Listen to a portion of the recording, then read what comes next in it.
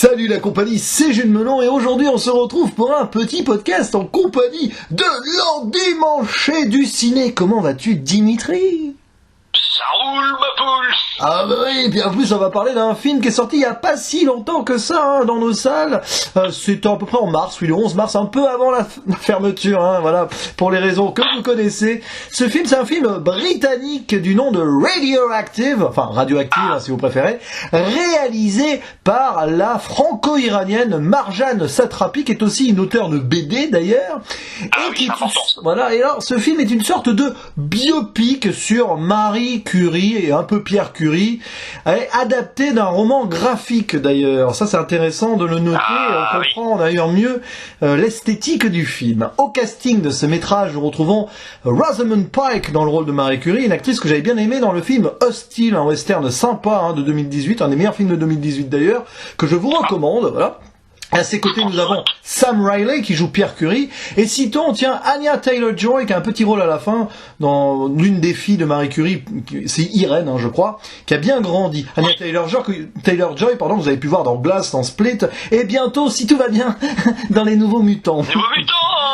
À mon avis, c'est pas encore gagné. Alors, ce métrage, cher Dimitri, tu l'as vu donc in extremis avant la fermeture des salles, et moi j'avais hésité, toi aussi d'ailleurs, avec Une Sirène à Paris. On a fait des choix, on va dire croisés, et j'espérais le voir le lundi avant que les salles ferment, malheureusement, donc je suis bien content de l'avoir vu. Enfin, une boucle est bouclée par rapport à tout ça. Et tu en avais parlé sur ta chaîne, tu en avais gardé un bon souvenir. Peux-tu nous rafraîchir la mémoire à ce niveau-là ?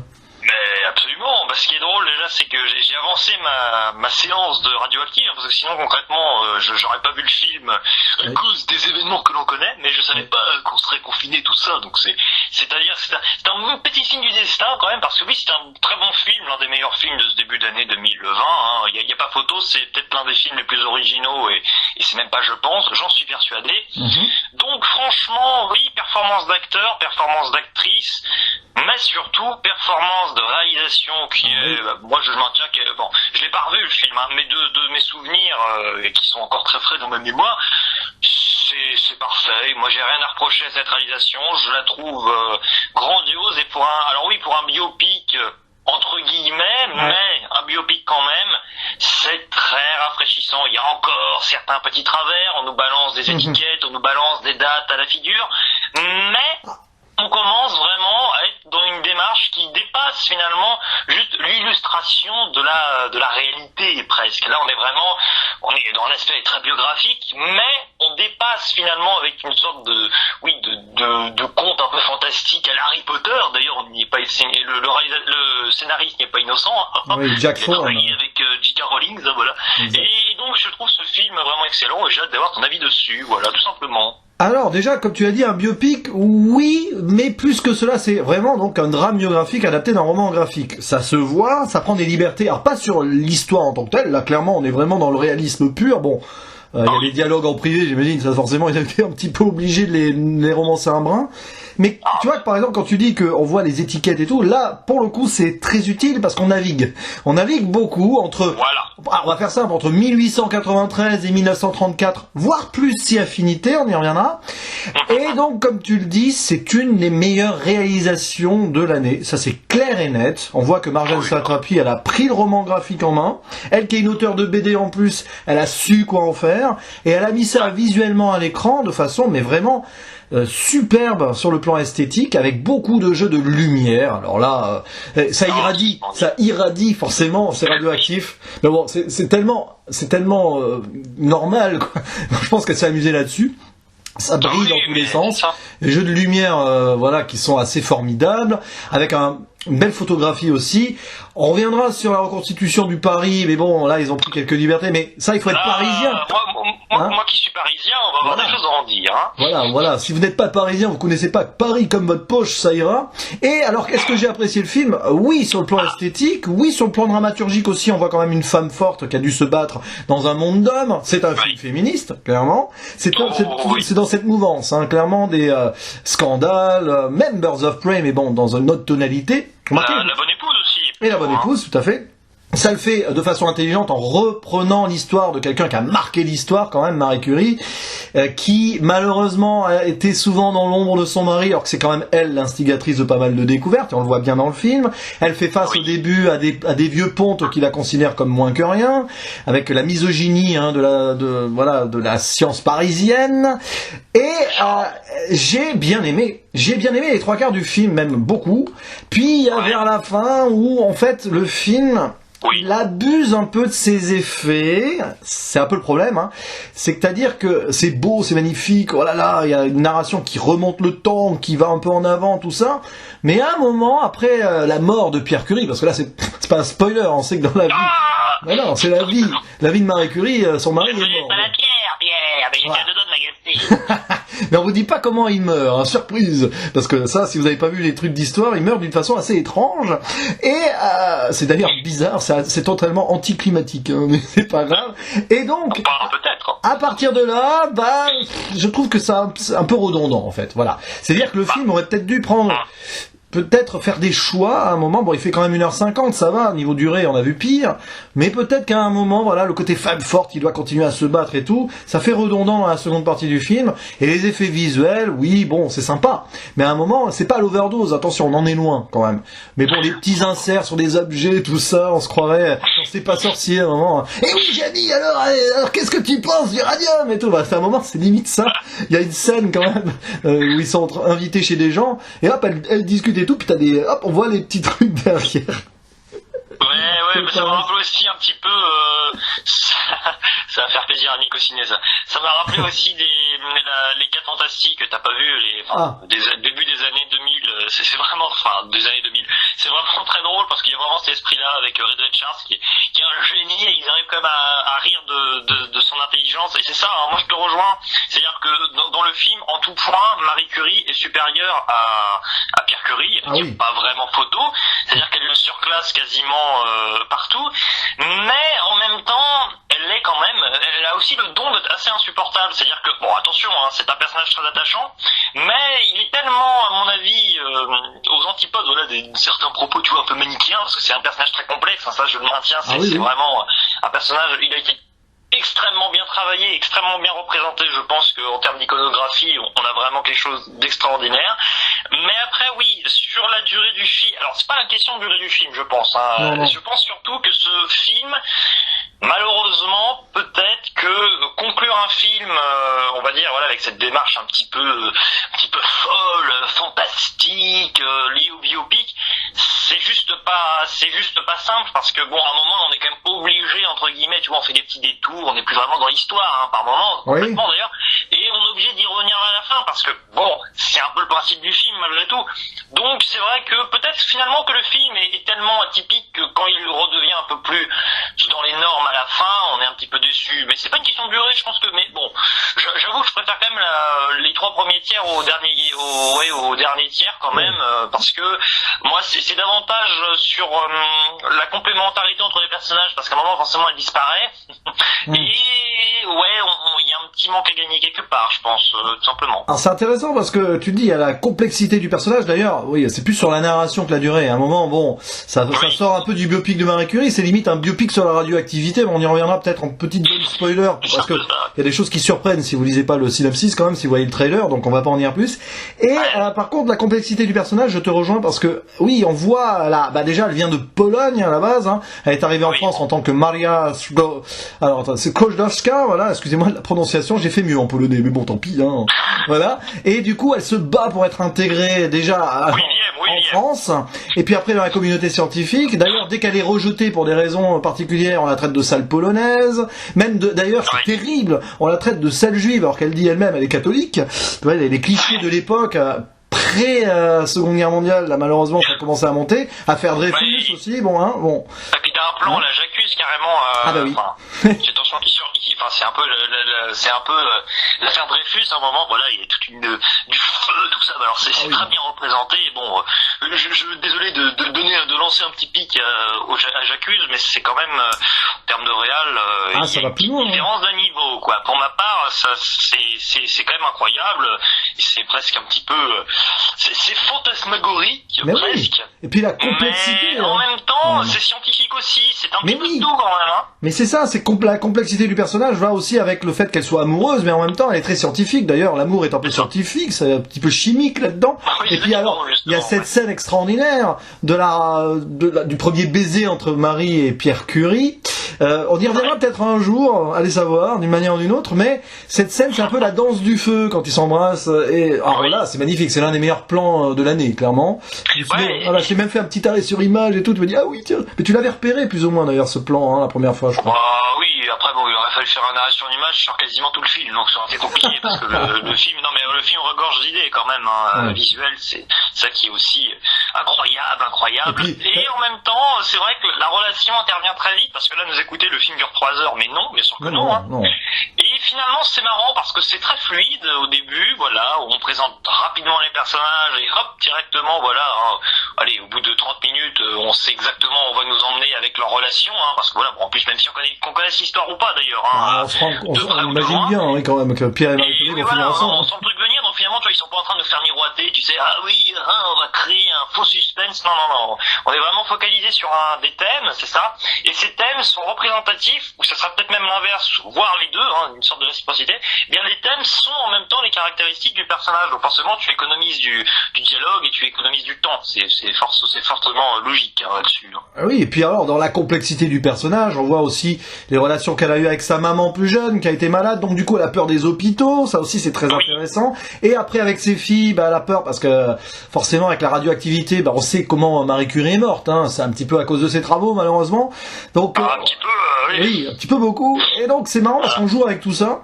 mais en même temps elle veut aller au bout de ses choses, hein, les prix Nobel, tout ça. C'est une sacrifiée, mais elle ira jusqu'au bout, c'est ça. Hein. C'est ça, et c'est assez passionnant à suivre. Elle est consciente, hein. Son histoire est assez passionnante à suivre, et d'ailleurs ça m'étonne qu'il n'y ait pas eu plus de biopics sur elle avant, enfin je sais pas, il y en a sûrement eu avant, mais moins, enfin pas il y en a avoir. Oui, mais là c'est particulier, pour moi c'est pas son biopic, c'est leur biopic, hein, vraiment un Pierre Curie, parce que même quand voilà, il est plus à l'image, il garde une réelle conséquence, il y a un impact encore vraiment avec dramaturgique par rapport aux toutes les conséquences que ça amène. Hein. Ça aussi on en parlera.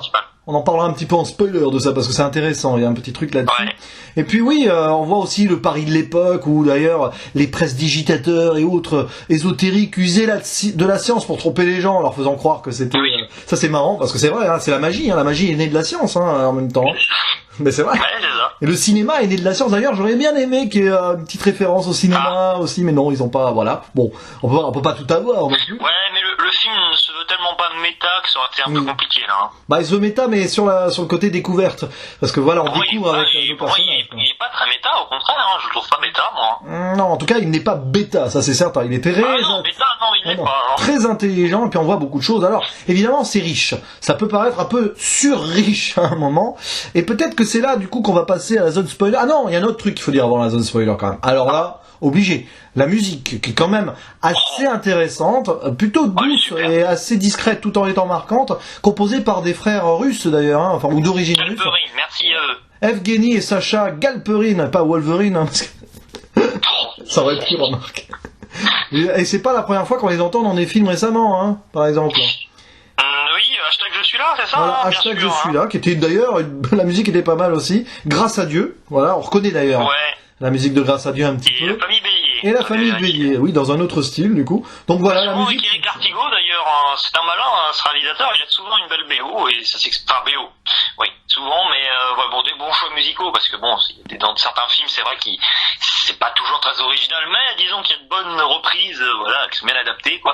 Mais ici, pour moi, c'est la meilleure BO de l'année, quoi. Je l'ai réécouté hier et ce matin et voilà, c'est incroyable parce que c'est ce qui est assez fou. Alors bon. Par contre, je maintiens un fait important comme là-dessus, qui est un petit peu négatif par rapport à la musique, c'est que des fois, on entend quand même beaucoup, on entend quasiment tout le temps d'ailleurs, et par moments, c'est vrai que c'est tellement annonciateur de ce qui va arriver à Marie Curie, parce que voilà, c'est très parlant, c'est ça qui est fou finalement, parce que ça résume toute sa vie rien qu'avec des petites notes qui sont pourtant très simples, mais voilà, c'est trouvé, qu'en même temps, à un moment, on peut quand même croire lors de certaines scènes que c'est un petit peu hors sujet, c'est-à-dire que ça n'a rien à voir avec ce à quoi on assiste. Mais le film veut tellement en arriver à sa finalité dès le départ que c'est logique en même temps qu'il y a un décalage. C'est fort logique. C'est vrai. Et puis bon, là, on va peut-être faire une petite zone spoiler. Alors, c'est pas vraiment du spoiler en soi, mais c'est un spoiler sur les effets que le film nous propose et nous offre. Donc, vaut mieux ne pas avoir ça en tête avant de voir le film, je pense. Il faut le voir, hein. Voilà. Alors, voyez-le, regardez-le. Là, il est disponible en VOD maintenant. Donc, attention, spoiler! Et revenez à la fin de la vidéo quand on fera notre conclusion. Spoiler! Alors, ce qui est intéressant, donc, c'est la timeline. On commence, premier plan, Marie Curie mourante, hein, voilà, elle s'écroule. Enfin, première scène, elle s'écroule. Première scène très lumineuse d'ailleurs. Comme dans Tyler Rake. Oui, c'est pas faux en plus. Mais c'est quand même plus intelligent. Parce que là, elle va se retrouver sur son lit de mort. Et en fait, tout ce qu'on voit dans le film, c'est son lit de mort, en grosso modo. Et ce qui est intelligent dans le film, bon, qu'on voit le passé, oui. Mais on voit aussi les conséquences de ces découvertes. Et ça, c'est génial. Je pense que c'est le point fort du film. Même si c'est particulier dans la narration quand même. Hein. Mais on voit les conséquences, qu'elles soient positives, c'est-à-dire les machines à rayons X pour soigner le cancer, tout ça. Donc, merci à Marie Curie là-dessus. Mais aussi ce que les gens en ont fait de la radioactivité, c'est-à-dire grosso modo Hiroshima et Tchernobyl. Là. Voilà, oui, on a des petits passages donc qui nous rappellent la catastrophe de Tchernobyl et les bombes atomiques, la bombe atomique sur Hiroshima. D'ailleurs, on a une scène terrible, hein, on voit les gens qui voient la bombe leur tomber dessus. Ça fait réfléchir aussi sur du coup comment utiliser la science pour des bonnes ou des mauvaises choses. Et d'ailleurs, elle le dit. Alors, est-ce qu'elle l'a dit en vrai que attention, la radioactivité en est mauvaise main, mais est-ce qu'elle l'a vraiment dit? Je vais bien s'en douter, hein. Oui, bah oui, parce qu'elle a bien vu les dégâts que ça pouvait faire déjà sur elle et sur son mari, hein. C'est ça. Donc oui, c'est intéressant. Hein, je trouve ça intéressant comme parti pris parce qu'elle s'imagine sur son lit de mort des choses qui vont arriver aussi, parce qu'elle est morte avant Hiroshima et bien avant Tchernobyl quand même. Hein. Ouais, puis il y a un rapport aussi par rapport justement avec sa mort, c'est parce que voilà, elle est sur sur son lit de mort, tu lui dis. Mais alors dans la narration, dès qu'elle est en train de dormir, elle a en plus elle a son produit tout vert là, fluorescent qui est toujours agrippé à elle, et c'est ça finalement, c'est ce qui est assez terrible. C'est très injuste envers cette personne et son existence, c'est que elle ne se détache plus des éléments qu'elle a découverts. Oui, c'est ça. Et puis, ce qui est terrible, c'est après la mort de te parler de Pierre Curie, qui est encore là sans être là. C'est qu'après la mort de son mari, elle le voit partout. Elle le voit partout. Il y a des moments où elle a des illusions, que ce soit à la fac, puisqu'elle donne des cours à la Sorbonne. C'est la première femme, d'ailleurs, qui donnera des cours à la Sorbonne, n'est-ce pas, hein, Dimitri, la Sorbonne? Très bonne prof d'ailleurs, hein, parce que le vieux Dimitri. C'est vrai. Oh, bah oui, t'étais déjà à la fac à l'époque. Voyage dans le temps. Tu es le doc, en fait. J'ai un peu redoublé, mais ça va. Et donc voilà, c'est intéressant de voir ça. Et puis alors, à un moment, elle va tomber amoureuse d'un autre homme. Pierre Langevin. Voilà, Monsieur Langevin, qui s'appelle Pierre en plus, tiens donc. Non, Paul. Ah non. Remarquez, il aurait pu. Bon, Monsieur Langevin, c'est Paul, qui est peut-être né à Angers, du coup, hein, Langevin, non, c'est pas drôle. Et du coup, attention danger, parce qu'à ce moment-là, non seulement elle voit son mari en lui, mais il lui ressemble. Elle a pris un homme qui lui ressemblait, quoi. Bon, en même temps, les hommes à l'époque, ils avaient toujours... Le problème, c'est que... Oui, non, mais d'accord, ça c'est très bien, hein, mais le problème, c'est que dès le début du film, moi, je me suis rendu compte qu'il y avait une ressemblance flagrante, quand même. Et malheureusement, des fois, j'avoue qu'à 2-3 reprises, je ne savais plus vraiment qui parlait à qui, parce que bon, il y a quand même pas mal de chants contre chants aussi, quand les personnages parlent au début, ce qui fait qu'on n'a pas toujours vraiment le temps de... Enfin, moi, j'ai pas eu toujours le temps de capter, si tu veux. Mais c'est volontaire. Pas grave, je le reverrai et je comprendrai peut-être mieux. Mais c'est vrai que c'est pas toujours très fin. Pour le coup, c'est peut-être la faille de la réalisation. C'est presque quand on devrait nous montrer des plans un peu normaux. Bon, voilà, on préfère quand c'est un peu plus grandiose. Mais bon, c'est volontaire. Hein. Je pense que la confusion, elle est volontaire, hein, de toute façon. Et puis alors, bon... Je sais pas, non, mais au début, je pense pas. Hein. À la fin, oui, mais pas au début. Il y a aucun intérêt, je pense. Ouais, mais bon. Dès le début. En tout cas, cette histoire, malheureusement, va lui jeter l'opprobre, hein, parce que là, elle va se faire, grosso modo, bah oui, parce qu'elle pique la femme de quelqu'un, le mari de quelqu'un, pardon, qui va essayer d'ailleurs, c'est elle qui lui dit, sale polonaise et tout. Et après, elle va avoir du mal à se refaire accepter, hein. Mais quand même, le discours final de son deuxième prix Nobel où elle y va, enfin, parce que bon, la première fois, c'est quand même son mari qui se fait coltiner tout seul et elle n'a pas accepté l'idée.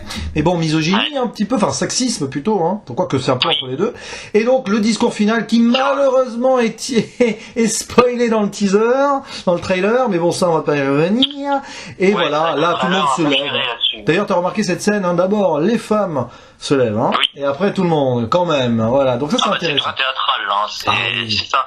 c'est ce qu'on attend d'un film, hein, tout simplement. C'est dur à dire, peut-être. Hein. Mais alors, non, mais c'est vrai, tous les biopics qu'on a eus, même je l'accuse, moi je l'incorpore complètement dans cette logique d'essayer de tout rattacher au pied de la lettre. Ah, voilà, c'est bien, on essaie de faire comme la réalité. Mais nous sommes aussi au cinéma, donc finalement le principe pour moi, c'est de se démarquer de cela. Bon après voilà, moi apprenti historien, j'adore le cinéma, donc j'ai un rapport très particulier là-dessus, mais je suis aussi très sévère, donc c'est pour ça que là au moins j'apprécie, c'est romancé, mais oui, bravo, moi j'adhère à cette démarche. Hein. Oh. Bon, par contre, à la fin, on a quand même notre mode Wikipédia. Oui, bon, malheureusement, et en plus c'est dommage parce que c'est vrai que c'est amené pour développer des personnes, enfin développer non du coup, essayer de développer des personnages qu'on a vus, comme voilà la fille Irène notamment, oui, mais c'est pas foufou, voilà, fou d'Irène, voilà, c'est oh, foufou d'Irène, pas mal. Bah, qui se marie à Joliot-Curie, enfin, à Pierre Joliot, je crois qu'il s'appelle Pierre Joliot, non, je sais plus, enfin, à Monsieur Joliot, ils s'appellent tous Pierre, en fait, cherchez pas. Et du coup, Joliot-Curie, ça vous dit quelque chose? Quand même, l'homme, il a pris aussi le nom de son épouse, hein, c'est intéressant, tiens, c'est rare, ça. Ah oui. C'est aussi un bon point, c'est-à-dire que, en plus, là-dessus, c'est bien amené. Alors, autant les prénoms, parce que bon, il y a un gros problème avec ces histoires de langage, là. Alors, tiens, ça, je m'appelle Marie, je m'appelle Maria, parce que alors voilà. Ça, j'ai envie qu'on sorte du spoiler. Ah, on sort du spoiler, d'accord. Ah oui, parce que ça, c'est flagrant dès le début. Ça, c'est le défaut du film, quand même, pour moi. Bon. C'est quand même, comme je me suis fait la remarque un petit peu à un moment, but they are parler parfaitement English à Paris, quoi. C'est la grande vadrouille à l'envers, quoi.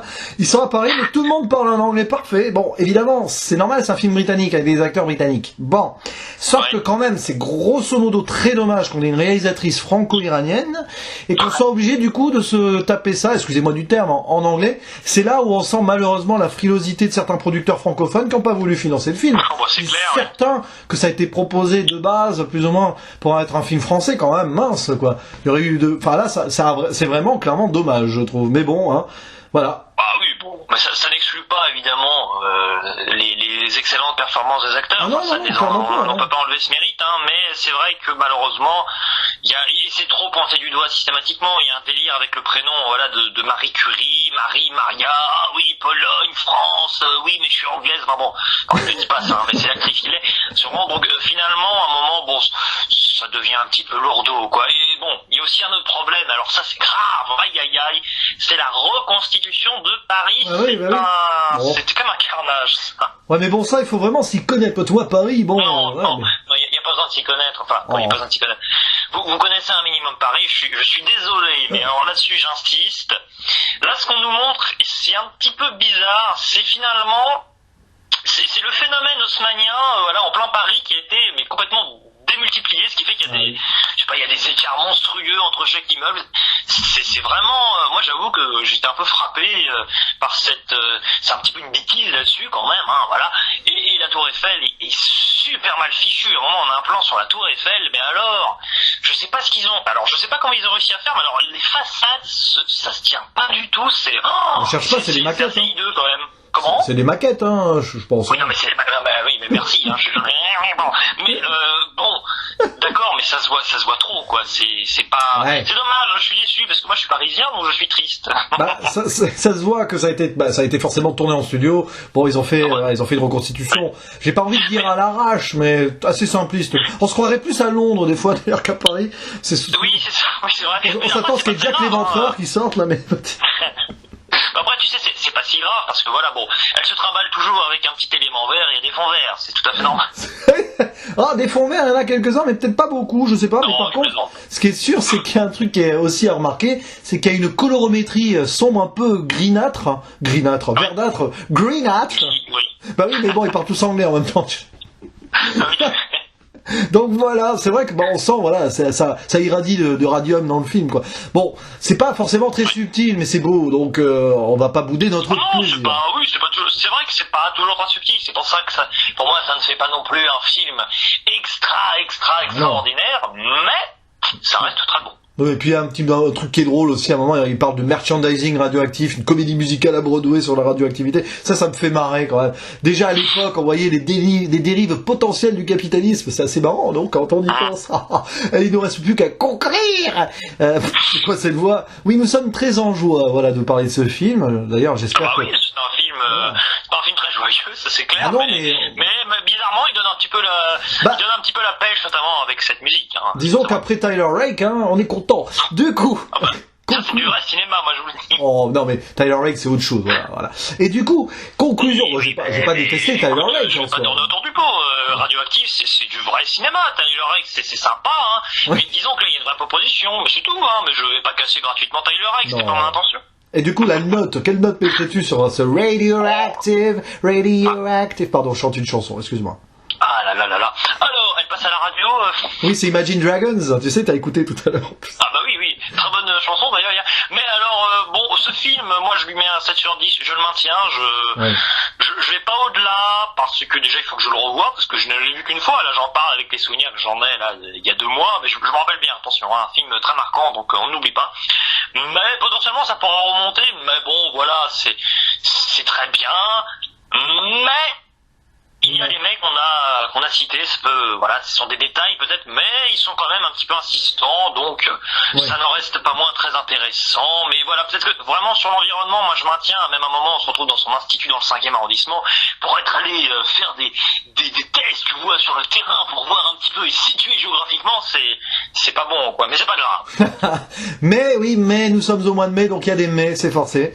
Moi, je vais mettre un 7 sur 10 aussi, nous sommes d'accord, incroyable. Voilà. Et du coup, oui, 7 sur 10, c'est un bon film. Je dirais pas très bon, mais quand même, Captain Moi, je vais monter à très bon, hein, très bien. Mais c'est un bon film qui, franchement, mérite le coup d'œil visuel. Si vous vous intéressez un peu à l'histoire, à Marie Curie et tout, en plus, normalement, voilà, ça devrait être très intéressant. Puis voilà, il y a une proposition de mise en scène. Marjane Satrapi a été très inspirée là-dessus. Non, pas totalement, Rémi. Un aspect qu'ils auraient pu développer, ils auraient dû trouver un truc un petit peu, une mise en abîme, c'est-à-dire que Marie Curie mange du curry, quand même. Oh, oui, c'est vrai. Un moment, avec leur dialogue où ils font des blagues sur nos recherches vont, je sais pas, notre amour, non, voilà, notre travail will glow out. Alors, je sais pas comment ils l'ont traduit en français, du coup, va irradier, si vous voulez. Bon, oui, je sais pas s'ils se sont dit ça en vrai en faisant des petites plaisanteries, mais bon, après tout, ça donne un petit cachet humoristique, c'est pas si mal que ça, voilà. Ah oui, c'est un petit peu drôle aussi, hein, c'est vrai, on grince pas des dents du tout, bien au contraire, on est satisfait du film et on peut même rire par moment. Voilà. Bah, en tout cas, merci Dimitri de m'avoir conseillé ce film, du coup. Bon, je serais allé le voir, mais j'ai pas eu le temps. C'est un film contemplatif en plus. C'est vrai, bien, je suis content. Voilà, tout à fait. Et j'espère que vous l'apprécierez si vous comptez le voir pendant ce confinement, bon, qui va peut-être se terminer bientôt, mais ne faites pas les fifous, là, hein. Soyez prudents. J'ai envie de dire ça aussi, hein. Soyez pas trop actifs. Celle-là, voilà. Bref, magnifique, Dimitri, cette conclusion. Il ne reste plus qu'à vous dire à la prochaine. Oui, à la prochaine. Oh là là. À la prochaine. Ciao. Salut, c'est un peu ciné critique, je suis Pierre Curie. Oh, j'ai rien dit de joie. Ah